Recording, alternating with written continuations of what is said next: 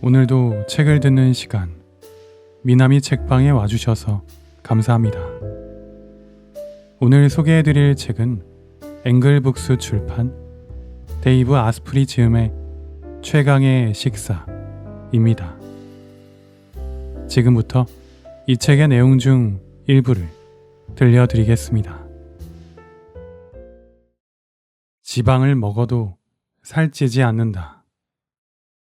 지방은 가장 중요하고 가장 염증을 덜 일으키는 주요 영양소다. 완전 무결 다이어트에서는 하루의 칼로리 중 50에서 70%를 좋은 지방에서 섭취한다. 다만 아무 지방이나 먹어도 좋다는 말은 아니다. 나쁜 지방은 정말로 당신을 뚱뚱하게 만들지만 좋은 지방은 많이 먹어도 살찌지 않는다. 건강한 지방을 많이 섭취하면 몸은 오히려 지방을 자연스럽게 에너지로 전환하는 능력을 갖추게 된다. 지방은 칼로리가 높으니 먹지 말라는 말을 자주 듣는다. 하지만 고속으로 달리는 고성능 자동차를 제조할 때는 일반 휘발유보다 에너지 효율이 높은 고급 휘발유를 쓰도록 설계한다. 인간의 몸 역시 지방을 태워 에너지로 바꾸도록 길들이면 통상적으로는 얻을 수 없는 에너지를 완비한 고성능 기계로 변신한다. 인간의 세포, 장기, 뇌는 모두 지방으로 이루어져 있고 최적의 성능을 발휘하려면 질 좋은 지방이 필요하다. 지방은 신경세포를 감싸주어 뇌의 전기 신호가 효율적으로 흐르게 하는 신경마리집의 주 성분이기도 하다. 신경마리집층이 두꺼워지면 말 그대로 두뇌 회전이 빨라진다. 지방을 더 먹으라고 권유하면 대개 콜레스테롤을 걱정하는데 콜레스테롤은 필요에 따라 간에서 만들어질 정도로 몸에는 필수적인 성분이다. 다시 말해 콜레스테롤은 건강을 해치는 정만은 아니다. 설령 음식으로 일절 섭취하지 않더라도 몸은 기본 기능에 필요한 양만큼 콜레스테롤을 생성한다. 콜레스테롤은 세포막을 형성하고 장에서 음식물을 소화하는 데 필요한 쓸개집산을 구성하며 호르몬과 비타민 D를 생성하는 주 성분이기도 하다. 탄수화물 섭취를 줄이고 좋은 지방 섭취를 늘리면 몸은 효율적으로 지방을 태워 에너지를 만들고 건강한 세포막을 형성한다.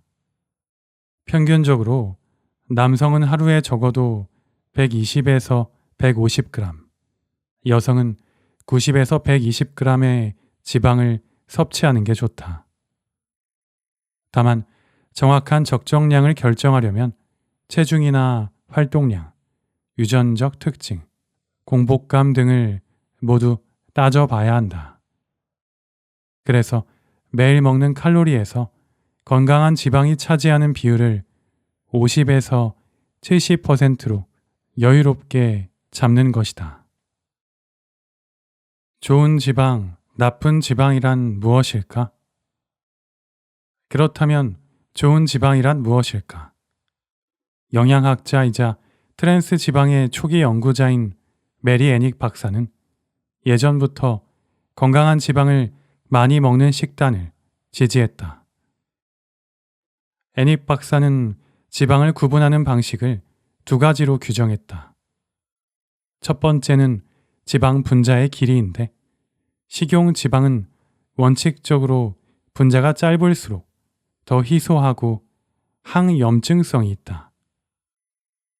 그래서 완전 무결 다이어트에서는 버터에 든 부티르산이나 코코넛 오일에 든 여러 종류의 중세 지방산을 포함해 희소한 중단세 지방산을 충분히 섭취한다.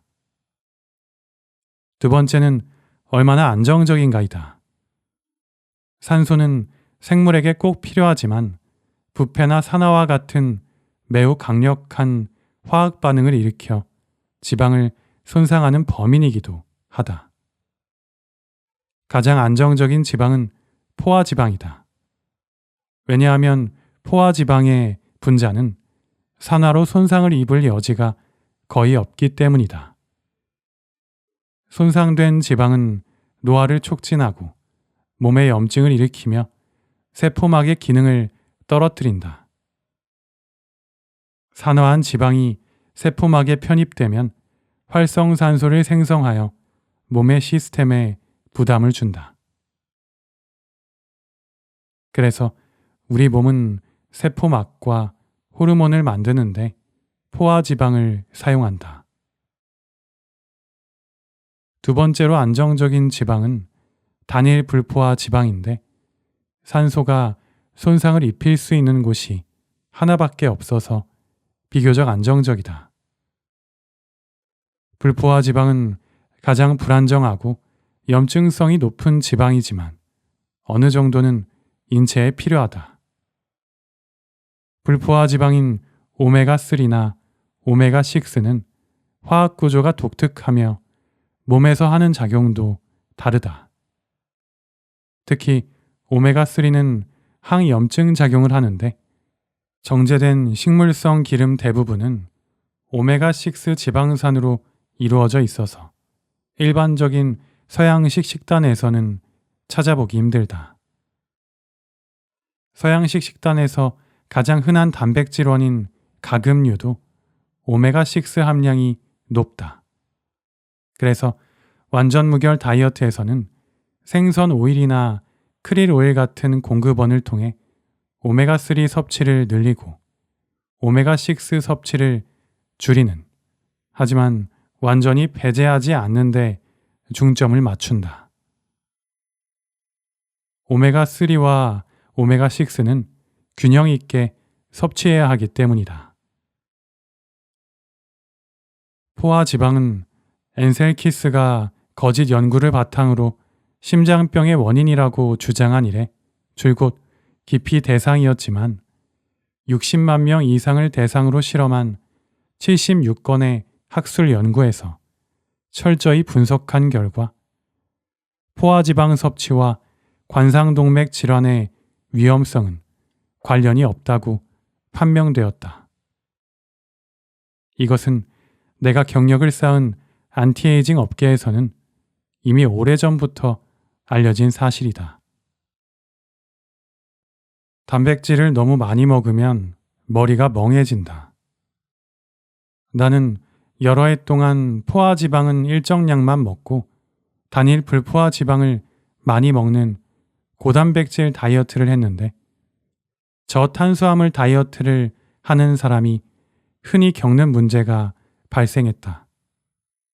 즉, 단백질을 늘리고 탄수화물을 줄이면서 살이 많이 빠지긴 했지만 목표 체중에 도달하기 전에 정체기가 찾아왔고 머리가 멍해지는 일이 잦았던 것이다.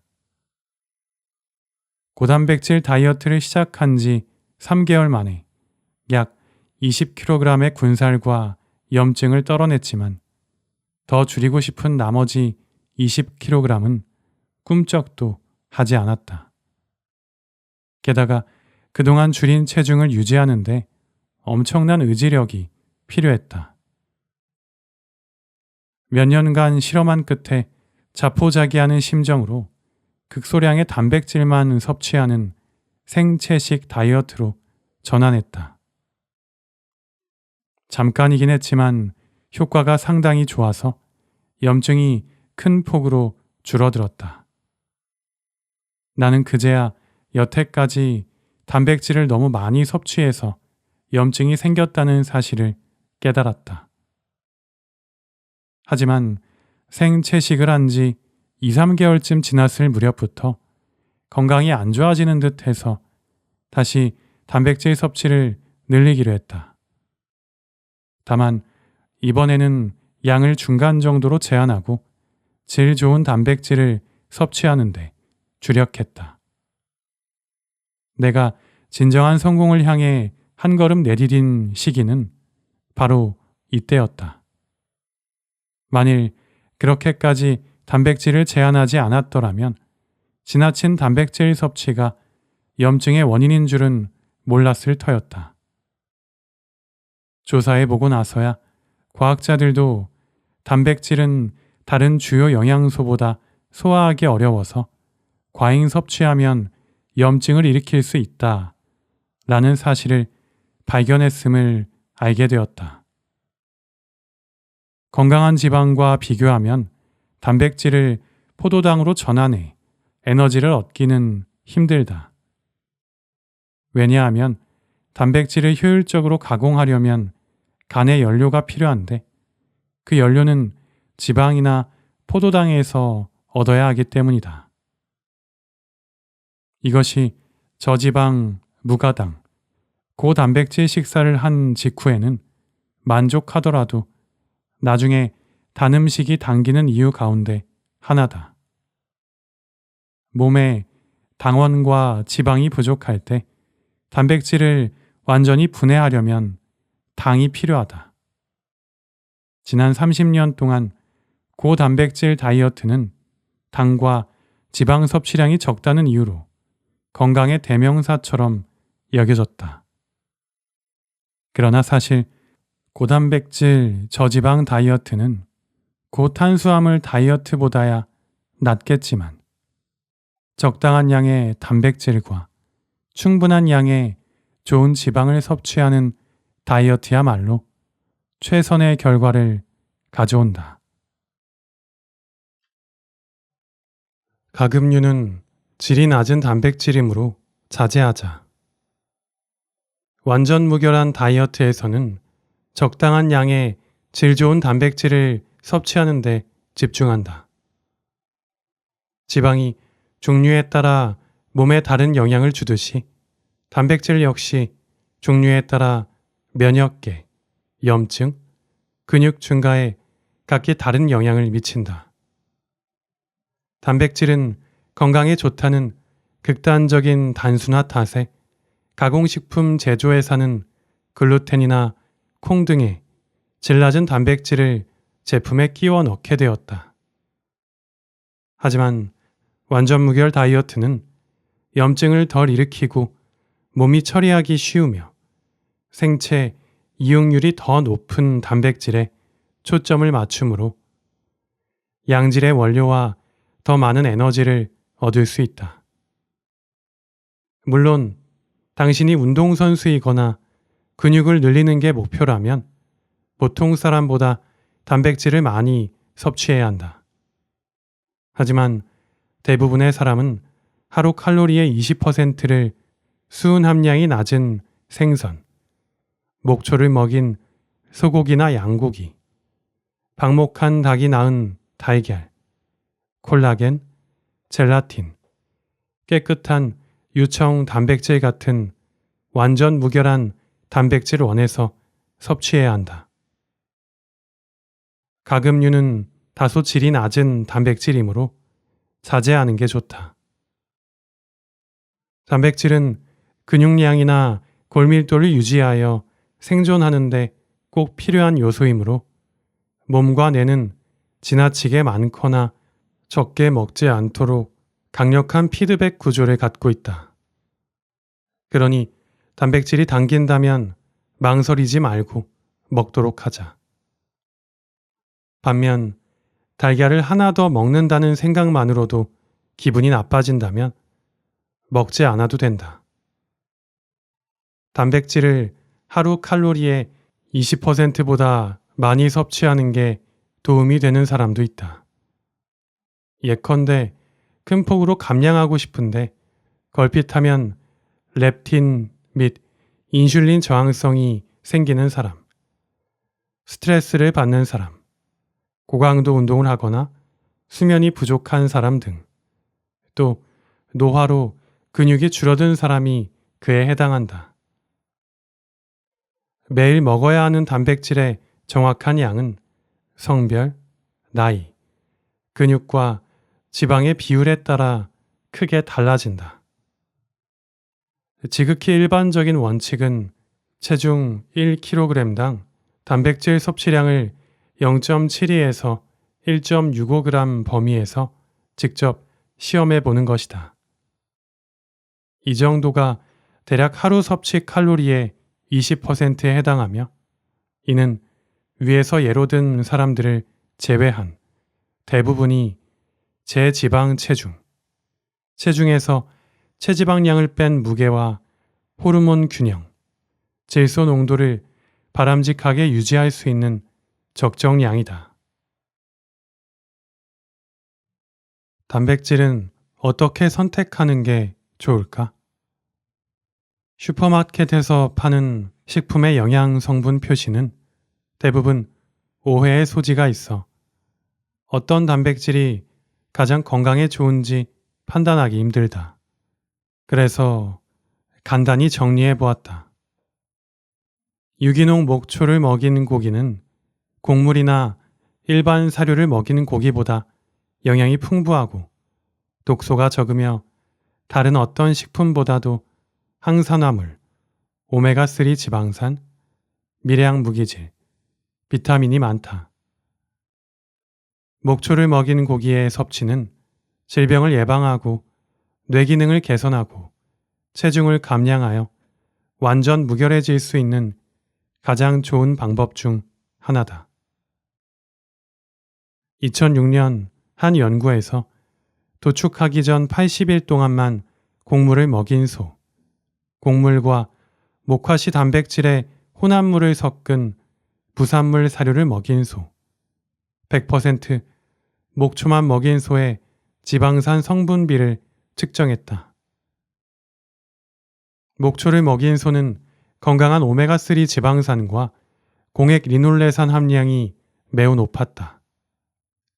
공액 리놀레산은 천연 트랜스 지방의 일종으로 뇌 기능을 높이고 체중을 줄이며 암에 걸릴 위험을 낮춘다. 80일 동안만 곡물을 먹여도 소고기에 든 오메가3와 공액 리놀레산이 파괴되었으며 곡물을 오래 먹일수록 고기의 질은 떨어졌다.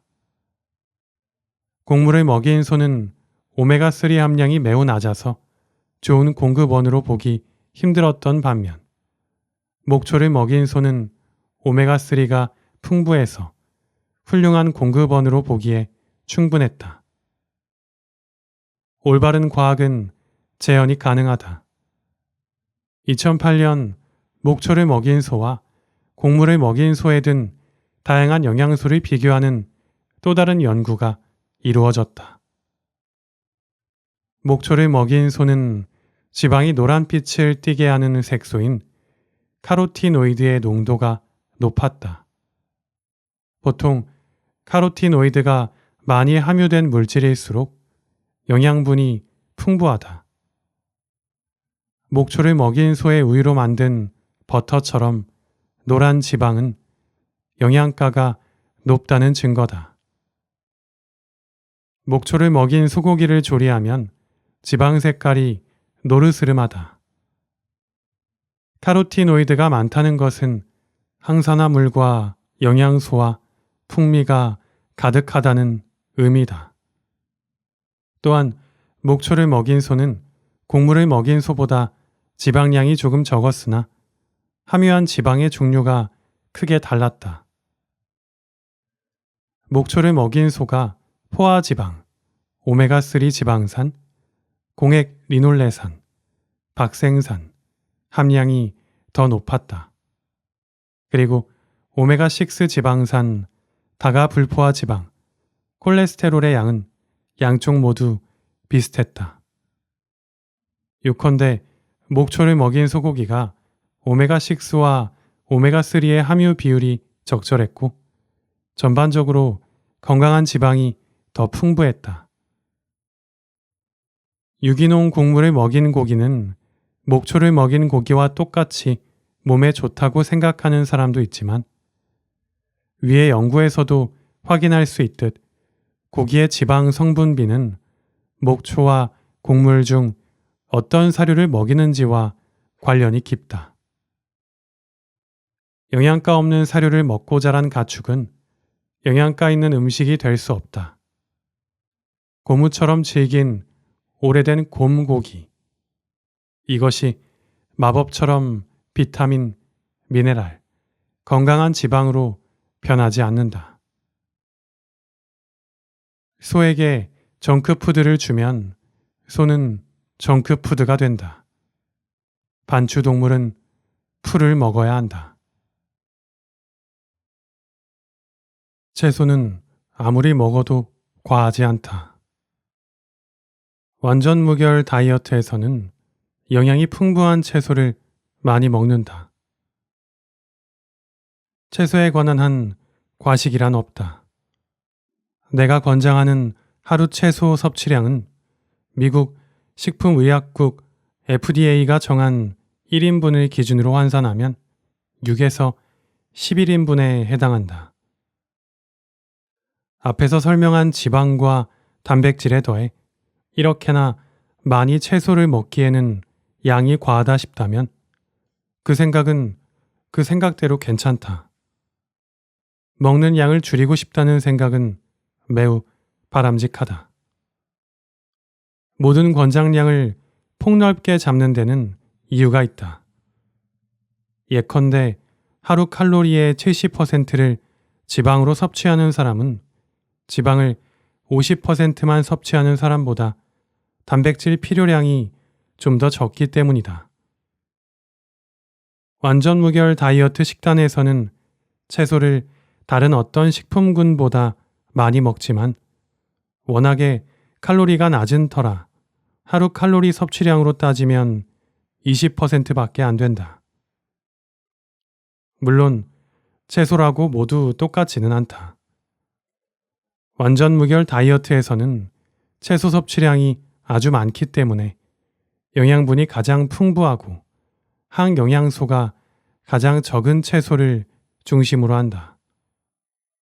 이렇게 하면 동물성 식품에서 섭취할 수 없는 미량 영양소의 필요량이 충족되므로 당이나 정제된 탄수화물로 가득한 음식을 섭취할 필요는 거의 사라진다. 그리고 걱정할 필요 없다. 만일 당신이 채소를 싫어하더라도 바다 소금이나 목초를 먹은 소의 우유로 만든 맛있는 버터를 곁들이면 된다. 탄수화물을 줄이면 잠을 제대로 자지 못한다. 완전 무결 다이어트에서 과일과 녹말은 하루 칼로리의 5%만 섭취하는데 체중 감량이 최우선 목표라면 2주 프로그램에서 설명하는 대로 거의 매일 과일과 녹말을 멀리해야 한다. 질 좋은 단백질, 지방, 채소에서 미량 영양소를 충분히 섭취하면 백미처럼 완전 무결한 녹말이나 고구마, 참마, 당근, 호박처럼 녹말이 많은 채소를 섭취할 필요는 크게 줄어든다. 며칠씩 연달아 탄수화물을 전혀 먹지 않으면 체내 탄수화물이 지나치게 줄어들어서 기본적인 생리 과정에 필요한 당조차 부족해질 위험이 있다. 이 점은 몇 개월간 탄수화물을 거의 먹지 않으며 다이어트를 하는 사람들을 포함한 케톤 식사법 지지자들 사이에서도 논쟁거리다. 탄수화물을 오랫동안 거의 먹지 않았을 때 가장 먼저 생기는 증상 중 하나는 극심한 안구 건조증이다. 체내 탄수화물이 부족하면 수면의 질도 떨어진다. 그렇게까지 탄수화물을 줄일 필요는 없다.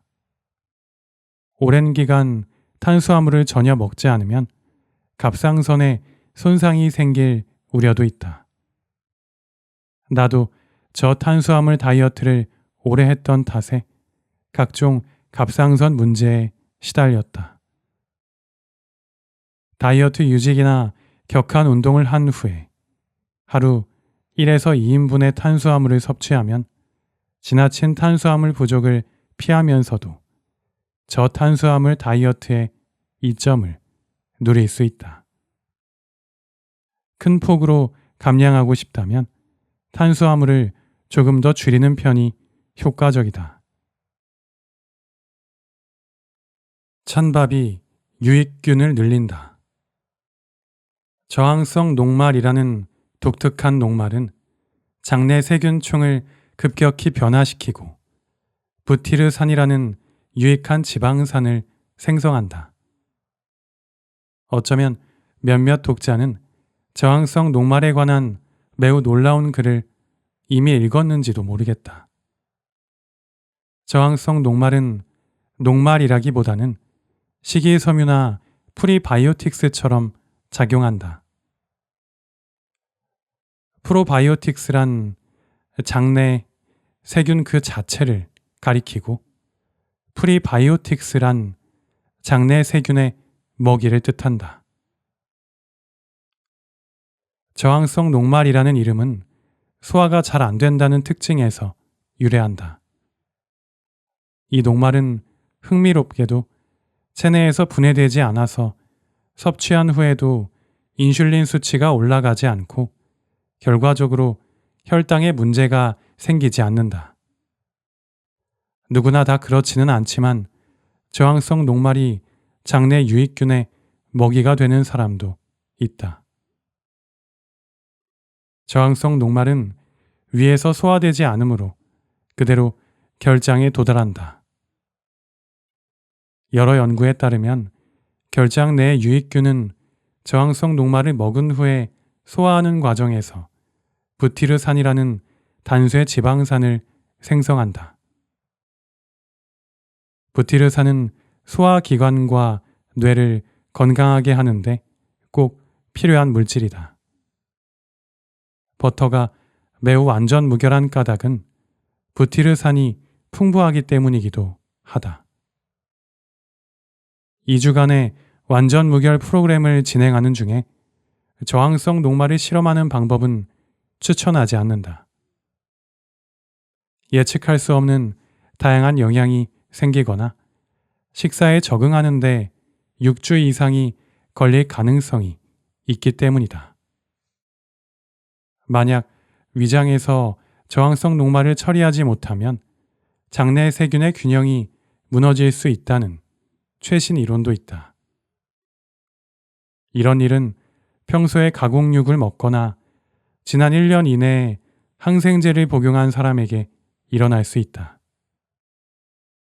문제에 대처하려면 위장 병원균 검출 패널을 입수하거나 장내 세균의 유전체 배열을 분석할 수도 있다. 이 바이오해킹은 공들의 가치가 충분하지만 제대로 시행하려면 이 책의 범위를 넘어서는 노력과 특정한 프로바이오틱스가 필요하다. 그렇지만 일부 사람은 저항성 녹말을 섭취하면 장내 세균총을 해킹하여 전반적인 건강을 개선할 수 있다. 저항성 녹말을 밤에 섭취하면 혈당을 안정시키고 세로토닌 분비를 유도해 숙면을 도와준다는 장점도 있다. 저항성 녹말은 주로 감자 녹말이나 식힌 흰 쌀밥, 옥수수 녹말, 녹색 바나나 등에 들어있다. 사람에 따라 반응이 나타나는 정도가 다르므로 시도해 보면서 자기에게 효과가 있는지 확인해 보는 게 좋다. 과일이 집중력과 에너지를 주먹는다. 완전 무결 다이어트에는 먹지 말아야 할 위험천만 식품군이 있다. 그 음식들은 당신을 살찌게 하고 나른하게 하며 허약하게 하는 한편 거의 또는 완전히 건강에 해롭다. 멀리해야 하는 음식은 뒤에서 자세히 살펴보기로 하고 우선은 내가 위험도가 높다고 생각하는 식품의 주된 유형에 관해 이야기하겠다. 맛있는 지방과 질 좋은 단백질, 충분한 채소, 적당량의 탄수화물을 섭취하면서도 이 식품군을 꼭 함께 기억해 두기 바란다. 과당이 어떻게 당신을 살찌게 하고 중성지방을 늘리며 조직을 노화시키고 의지력을 떨어뜨리는지는 이미 설명했다. 보통 설탕에는 과당과 포도당이 반반씩 섞여 있다. 즉, 설탕은 순수 과당이나 더 달게 만들려고 포도당을 과당으로 바꾸는 공정을 거친 액상 과당보다는 그나마 덜 해롭다. 과당은 일반 설탕보다 중성지방 수치를 큰 폭으로 올려서 결과적으로 대사장애를 더 많이 일으키지만 설탕의 문제는 과당과는 달리 코카인처럼 뇌의 보상 중추를 자극한다는 점이다. 그런데 설탕은 합법적이라서 어디서든 구할 수 있다. 당을 과다 섭취하면 뇌의 도파민 수용체 수가 감소해서 체내에 도파민이 생성됐을 때 얻을 수 있는 에너지나 쾌감을 느끼기 어려워진다는 연구도 있다. 이를 도파민 저항성이라고 하는데 마약 중독자에게도 똑같은 증상이 나타난다. 게다가 당류는 포만감을 조금도 주지 않으므로 잔뜩 먹고 돌아서도 금방 배가 고파진다. 당을 먹으면 피곤해지고 뇌와 호르몬의 기능에 문제가 생겨 비만이 촉진된다. 대부분의 사람은 슈거 크래시, 당을 섭취한 뒤에 급격하게 떨어진 혈당이 원상 복귀할 때까지 오는 극심한 무력감이라는 말은 들어봤어도 이 말의 유래는 잘 모를 것이다. 당을 먹은 후에는 집중력과 에너지만 급격하게 떨어지는 게 아니라 실제 혈당치도 급락한다. 인슐린은 췌장에서 분비되어 혈당을 조절하는 호르몬인데 당을 섭취하면 혈당이 상승하므로 췌장에서 인슐린이 분비된다. 그런데 췌장은 인슐린을 얼마나 방출해야 하는지를 잘 계산하지 못해서 대개는 지나치게 많이 분비하여 혈당을 급격하게 떨어뜨린다. 멍한 머리와 무력감과 강력한 식욕을 초래하는 크래시가 일어나는 것이다. 이런 일이 발생하면 머릿속의 레브라도는 몸이 굶주렸다고 판단하고 인간 뇌에게 보내는 에너지를 줄인다. 그 결과 무슨 일이 벌어질까? 정신을 차렸을 때는 절대로 먹지 않겠다고 맹세했던 쿠키를 개걸스럽게 해치우고 있을 것이다. 당이나 탄수화물을 과도하게 먹어서 인슐린 수치가 높아지면 몸은 지방을 태우는 게 아니라 지방을 비축하라는 신호를 받는다. 간세포는 여분의 포도당을 재료로 지방을 합성하는데 이때 인슐린이 합성 신호로 작용한다. 완전 무결 다이어트를 실행해서 인슐린 수치가 낮게 유지되면 몸에서 쓸 수 있는 유일한 연료인 지방은 계속해서 효율적으로 연소한다. 당과 탄수화물의 과다 섭취는 비만이 만연하는 주된 요인이고 당질을 멀리하는 것은 당신이 건강과 체중, 전반적인 성능을 개선하기 위해 할 수 있는 최선의 일이다. 식물성 기름은 건강에 해롭다. 완전 무결 다이어트의 핵심은 지방이지만 섭취하는 지방의 종류가 중요하다. 앞에서 설명했듯이 가장 안정적인 지방은 포화 지방이며 가장 불안정하고 산화하기 쉬워서 염증을 일으키는 지방은 다가 불포화 지방이다. 다가 불포화 지방을 과다하게 먹으면 건강, 수명, 기량이 개선되기는커녕 암이나 신진대사 문제를 일으키는 원인이 될 가능성이 높다. 피해야 할 가장 일반적인 다가 불포화 지방은 캐놀라유, 옥수수유, 땅콩기름, 홍화유, 콩기름, 해바라기유 등의 식물성 기름이다. 이런 기름은 매우 불안정한 데다 주된 문제는 대부분 유전자 조작 원재료로 만들며 제조 과정에서 유해한 용제를 사용한다는 점이다.